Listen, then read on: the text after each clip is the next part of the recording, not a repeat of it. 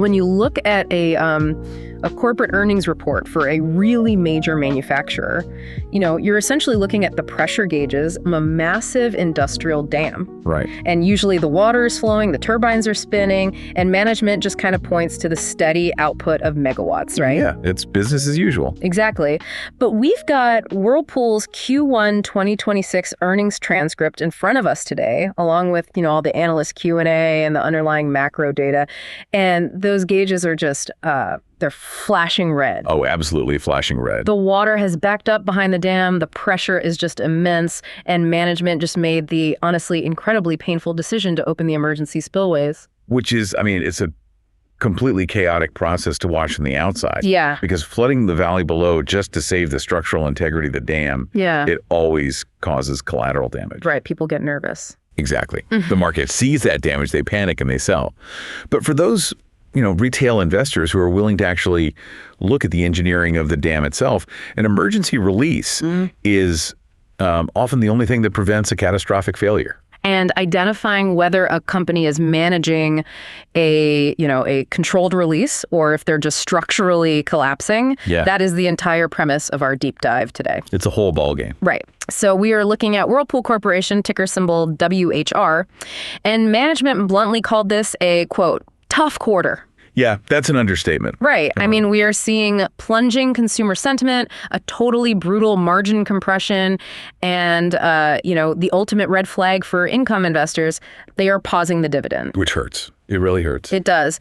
So our mission today is to take these raw numbers, strip away the corporate spin, and really figure out the actual mechanics of this turnaround strategy so you can make an informed decision on the stock. Because the underlying data, if you really dig into it, reveals a highly, highly aggressive pivot. This is a management team that is basically accepting severe, immediate financial pain to fundamentally rewire their operational leverage for the back half of the year.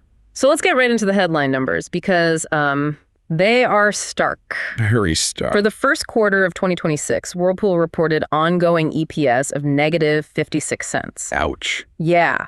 Now, management was quick to point out that this includes a 32-cent non-cash loss, and that's related to their minority interest in Beko Europe BV. Right, the European joint venture. Exactly. So even adjusting for that, we're looking at an operating loss. But let's clarify the mechanics of that Beko write-down first, because, non-cash items can really muddy the waters for a retail investor. Yeah, they definitely can. So the Beko Europe situation is a classic example of balance sheet adjustments reflecting shifted realities rather than an actual operational cash drain. Right. No cash actually left the building. Exactly. Whirlpool holds this minority stake in a European appliance venture. And due to the broader European macro environment, which has been tough, the carrying value of that joint venture had to be impaired. So it's an accounting adjustment. Right. The asset is simply worth less on paper today than it was a year ago. And that flows through the income statement as a 32-cent hit to the earnings per share. But the critical takeaway for you, if you're holding the stock, is that management noted, based on the current carrying value, they will not recognize any further losses from Beko Europe going forward. Yeah, the bleeding is capped. Right. The asset has been written down to a floor. It's done. It isolates the problem. It basically tells the market, hey, this specific European headache is fully priced into our books now. Yeah, we've taken the medicine. Exactly. Yeah. But you still have the core North American business to contend with. And that brings us to the operational efficiency, Well, ongoing EBIT margin came in at 1.3%. Which is terrifying. It's incredibly precarious. For a legacy manufacturer that usually targets margins closer to like the 8 or 9% range, operating at 1.3% is basically operating without a net. Yeah, completely. At that level, a minor supply chain hiccup or, a slight bump in raw material costs instantly wipes out your profitability. Because a 1.3% margin indicates a really severe mismatch between your fixed costs and your sales volume. Right. And that mismatch is what drove the absolute most alarming metric in the entire transcript, which was the free cash flow. Oh, man, the free cash flow. Yeah. Whirlpool posted a cash burn of negative $896 million for the quarter. Almost $1 billion out the door in 90 days. Unbelievable. And when you, as a retail investor, see a negative free cash flow number approaching $1 billion, your instinct is to assume the company is just, hemorrhaging money by selling products at a massive loss. Right, just throwing money into a furnace. Exactly. But if you look at the margin walk in their presentation deck, the reality is much more deliberate. Yeah, it's engineered. It wasn't just an accidental cash burn. Management actively spent $60 million to intentionally slash their own inventory. And this is where we have to talk about the mechanics of overhead absorption. Because they are brutal during an economic slowdown. Break that down for us. So imagine you run a massive manufacturing facility in Ohio. Your fixed costs, the property taxes, the salaried management, the climate control, they're constant, right? You pay them no matter what. Exactly. If you produce 10,000 washing machines, those fixed costs are spread really thinly across every single unit. Right, efficiency. But if you suddenly cut production to just 1,000 machines maybe because you want to stop inventory from piling up in your warehouse as well, the fixed cost assigned to each of those individual units just skyrockets. And that is the $60 million hit right there. That's it. They chose to dramatically underutilize their own factories. They essentially pulled the emergency brake on the assembly lines to clear out the warehouses. And that drove a 20% year-over-year volume reduction in their inventory. So they basically accepted terrible factory efficiency in Q1 just to flush the system.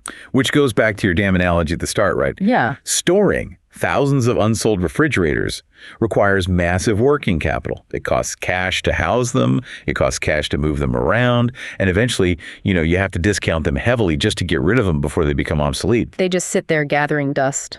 Exactly. Yeah. So taking that $60 million hit to overhead absorption just to drive down that inventory by 20%, it cleans the slate. Right. It definitely hurts the Q1 EBIT margin, but it sets up a much healthier working capital dynamic for the rest of the year. So the obvious question then is, what forced their hand? Right. Why the sudden pile up? Why did inventory pile up so fast that they had to take a $60 million hit just to clear the pipes? And that requires looking at the macro data they presented. The demand drop. Yeah. U.S. appliance industry demand dropped 7.4% in Q1. And March was a total capitulation. It dropped 10%. Just fell off a cliff. Management literally stated these are decline levels we haven't seen since the 2008 financial crisis. And a 10% volume drop in major domestic appliances is a structural shock. It's massive. I mean, this is a mature, highly consolidated sector.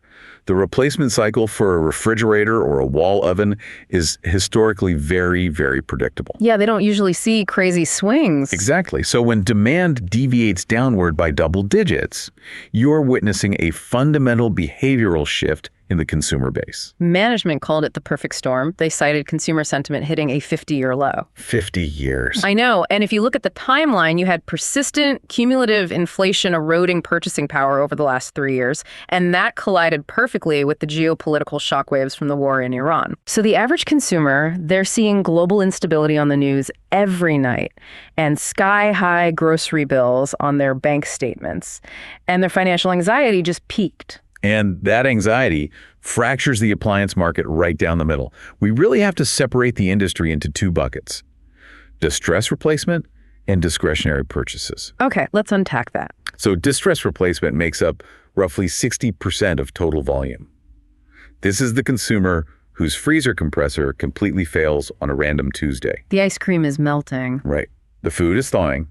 They are driving to Lowe's or Best Buy that exact same afternoon to purchase a replacement. It's an involuntary transaction. You aren't delaying that purchase to see if the Fed drops interest rates next month. No, absolutely not. You just buy whatever fits the dimensions of your kitchen. Exactly.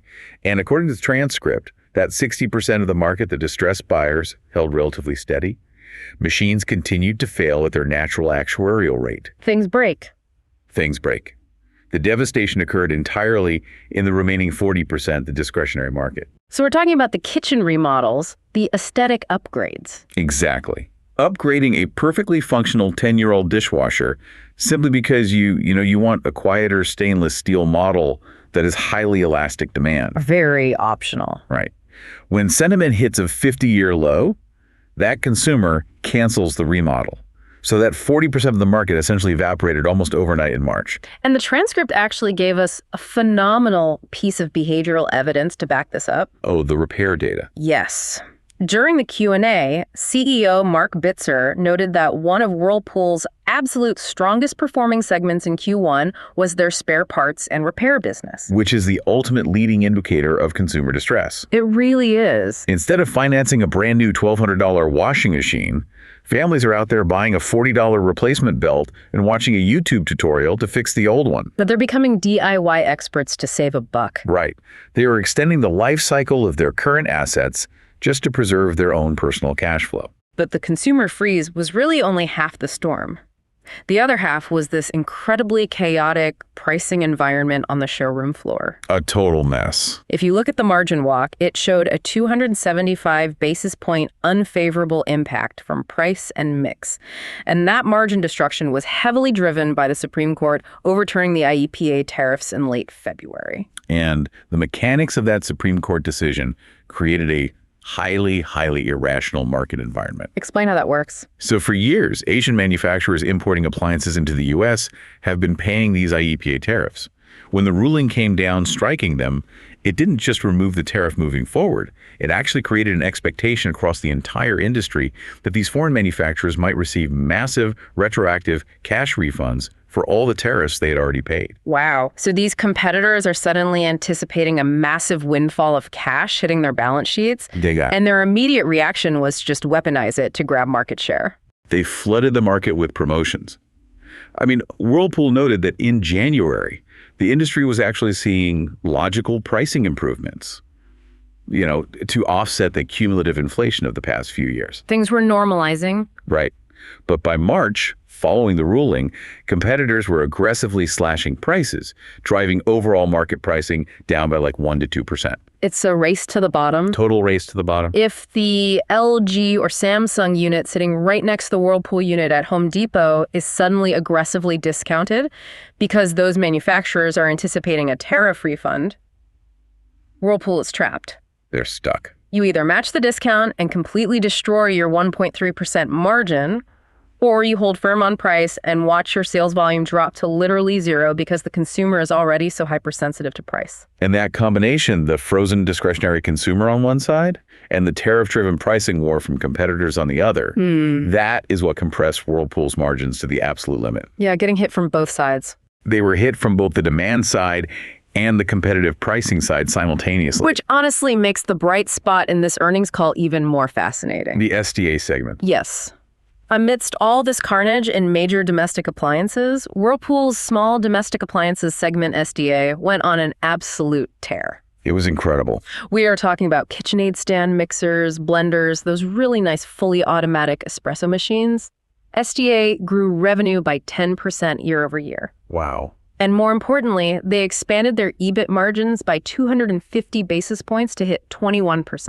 And operating at a 21% margin in consumer manufacturing is an entirely different business model. It's Apple-like margins. Exactly. It relies on intense brand equity.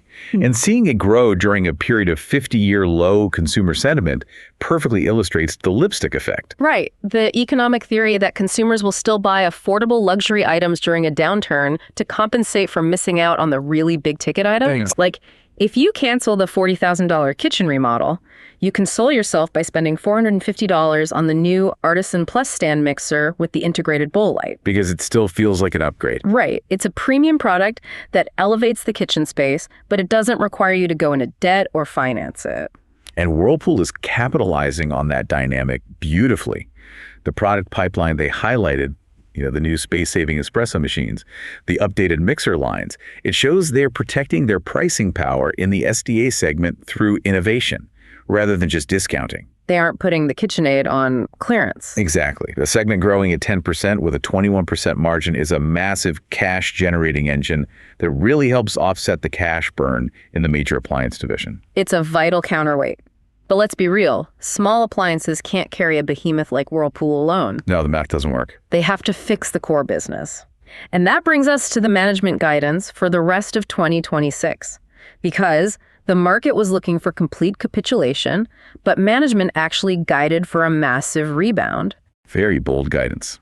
They are forecasting full-year revenue growth of roughly 1.5% and EPS recovery to between $3 and $3.50, and they expect to reverse that near billion-dollar cash burn to generate over $300 million in positive free cash flow by year-end. But bridging the gap between a 1.3% Q1 margin and the 4% full-year margin target requires a lot more than just hoping the consumer suddenly recovers. Yeah, hope is not a strategy. Right. It requires structural, highly aggressive action. And Whirlpool announced one of the boldest pricing maneuvers we have honestly seen in this sector in a decade. This is the part of the transcript that truly stops you in your tracks as an investor. Yeah.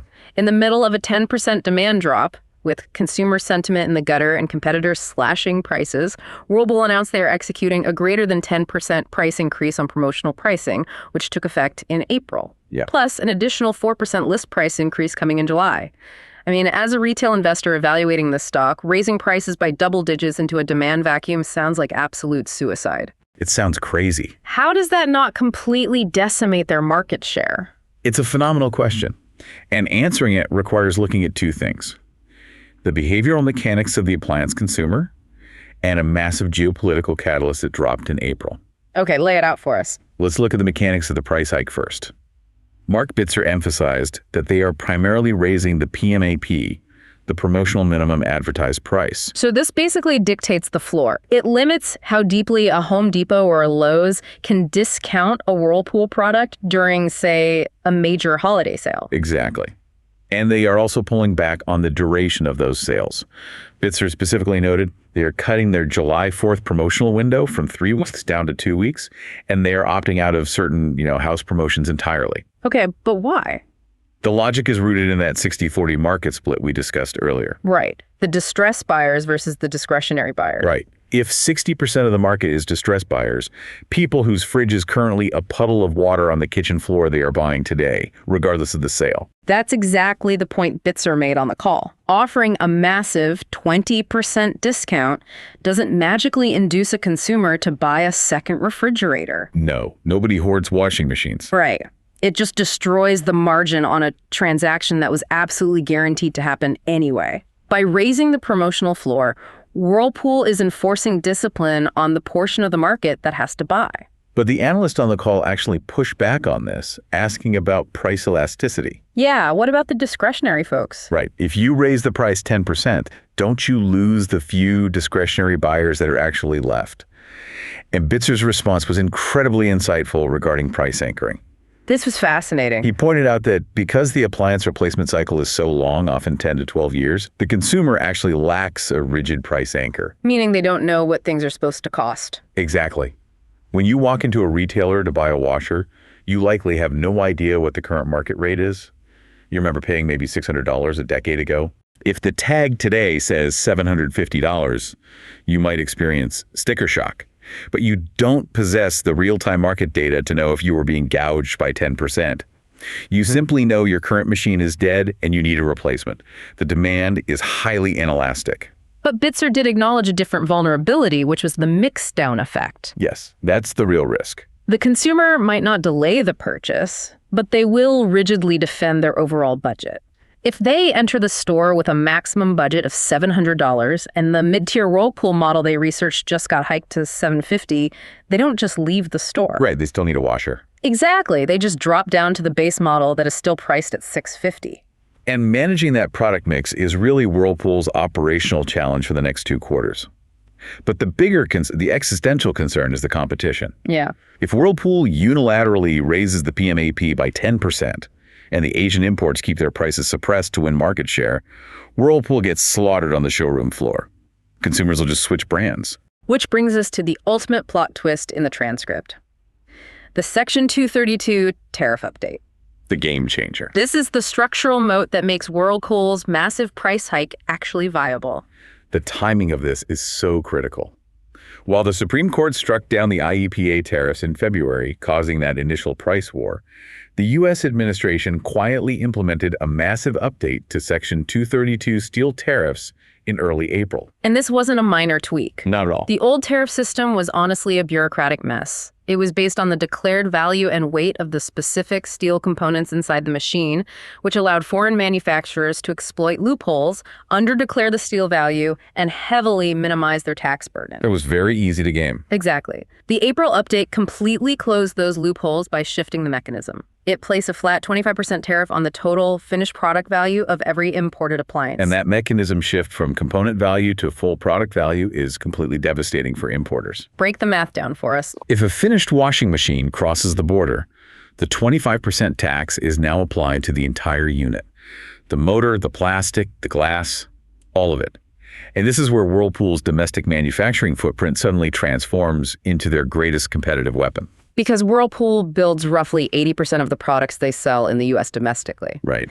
They operate 11 manufacturing plants across the country. Because of that massive localized footprint, management calculates that the new 25% flat tariff will only impact about 5% of their total net sales. Now compare that to their competitors. The foreign brands that rely heavily on assembling units in Asia or Mexico and then importing the finished goods into the U.S. market, they are completely exposed. Sitting ducks. Whirlpool estimates this updated tariffs will directly hit those competitors for 10 to 15% of their major appliance net sales. The strategic picture suddenly snaps into focus here. Whirlpool isn't just blindly raising prices and hoping for the best. No, it's calculated. They are raising prices under the protection of a massive regulatory umbrella. Their competitors are suddenly getting hit with a 10 to 15% cost penalty at the border. Overnight. Those competitors mathematically cannot sustain the aggressive promotional pricing they launched in March. They are forced to raise their own prices just to absorb the tariff. So Whirlpool has the air cover, essentially, to execute their 10% P&P increase because the entire pricing curve of the industry is being forcefully dragged upward by the border tax. That's incredible. It is. Whirlpool's 5% exposure versus the competitor's 15% exposure creates an insurmountable margin advantage. It allows Whirlpool to finally recapture the accumulated inflationary costs of the last 3 years without sacrificing market share. It's a brilliant structural play. But, to survive long enough to see the benefits of that pricing power, they have to fix the balance sheet today. Yes. And that requires discussing the absolute most painful decision announced on the call, capital allocation and the dividend. Because pausing the dividend is the ultimate capitulation for a legacy industrial stock. It really is. Retail investors hate it. It immediately triggers a massive sell-off from income-focused funds and, retirees relying on that quarterly yield.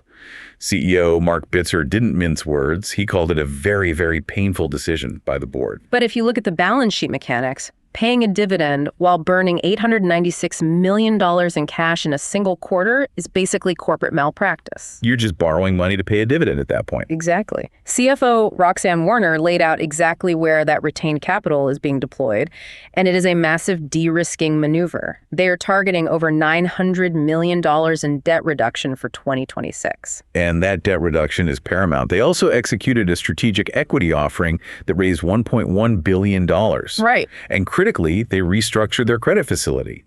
They reduced their available revolver from $3.5 billion down to $2.25 billion in exchange for securing significantly better debt covenants. Let's look at why covenants matter here, because this is crucial for the retail investor to understand.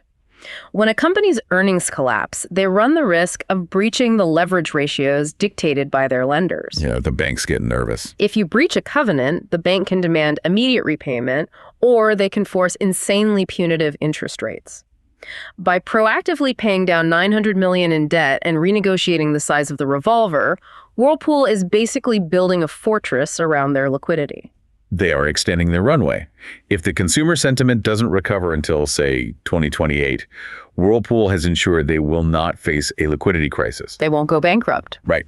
They are optimizing for absolute survival over short-term shareholder appeasement. They aim to drive their long-term debt below $5 billion, which permanently lowers their interest expense and structurally improves their free cash flow profile for the next cycle. And they are pairing that balance sheet defense with aggressive operational offense. The transcript outlined $150 million in structural cost takeouts slated for 2026. A huge number. And this isn't just corporate trimming or laying off middle management.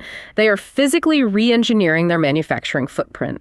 They announced a $60 million investment in a new facility in Petersburg, Ohio, focused on vertical integration and automation, which is projected to yield $30 million in annualized EBIT benefits. And the mechanics of the Amana, Iowa plant modernization are even more impactful. Talk about that. They are heavily investing to optimize bottom-mount refrigeration and subassemblies. In appliance manufacturing, reducing the number of distinct components and automating the subassembly touch time massively reduces the labor cost per unit. Making it simpler to build. Exactly. That Amana optimization alone is expected to generate $70 million in annualized benefits. They're also making a major geographical shift in Latin America.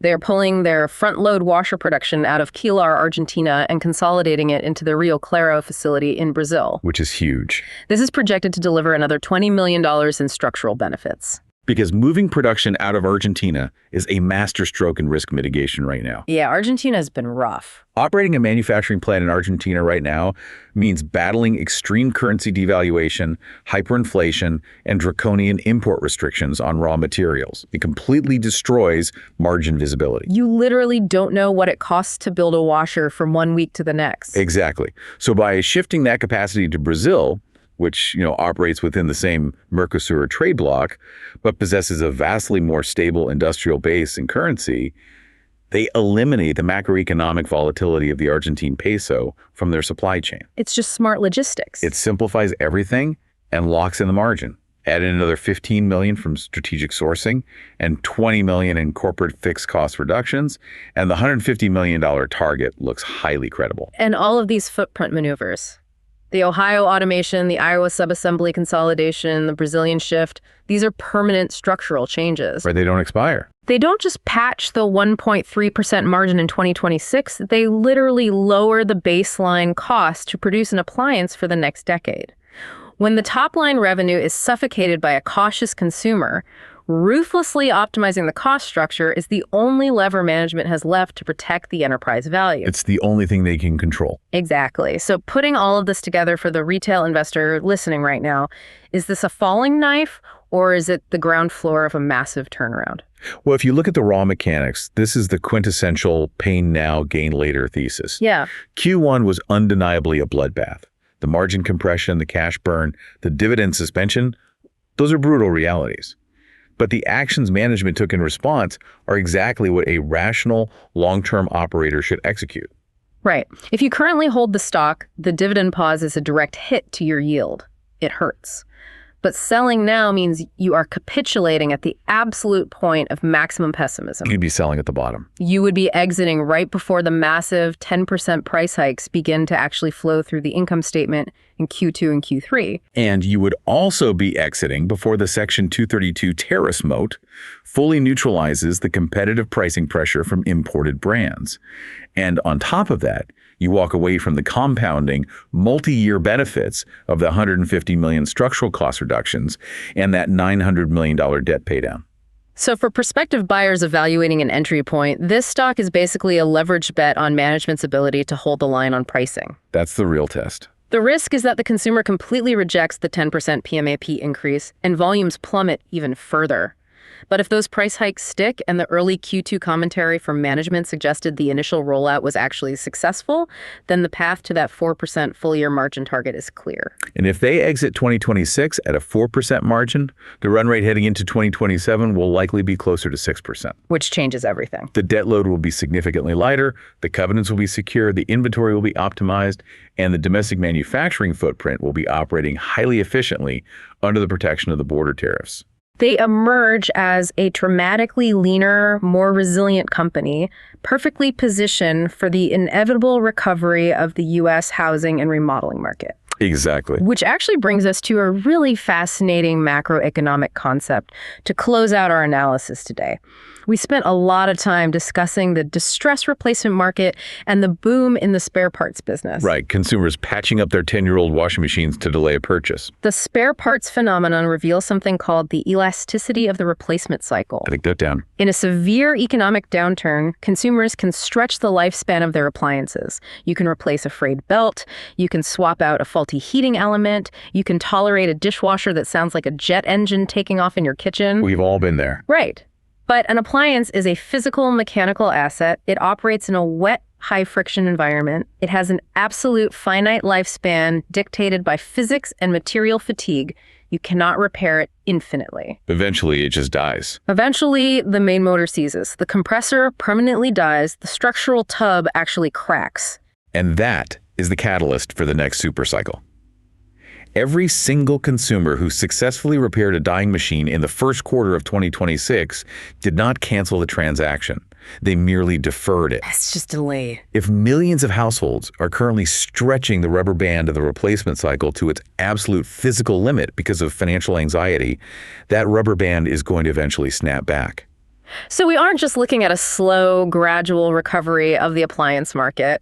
We could be setting up for a massive, unavoidable tsunami of mandatory purchasing. Because the physical failure of these deferred appliances will eventually force millions of consumers back into the market simultaneously. You can't live without a fridge. Exactly.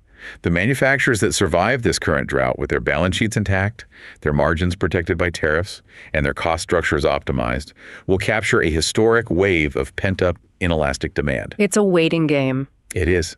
The ultimate question for investors is whether Whirlpool's aggressive Q1 restructuring guarantees, they're the ones standing ready with the net when that wave finally crashes in 2027 or 2028.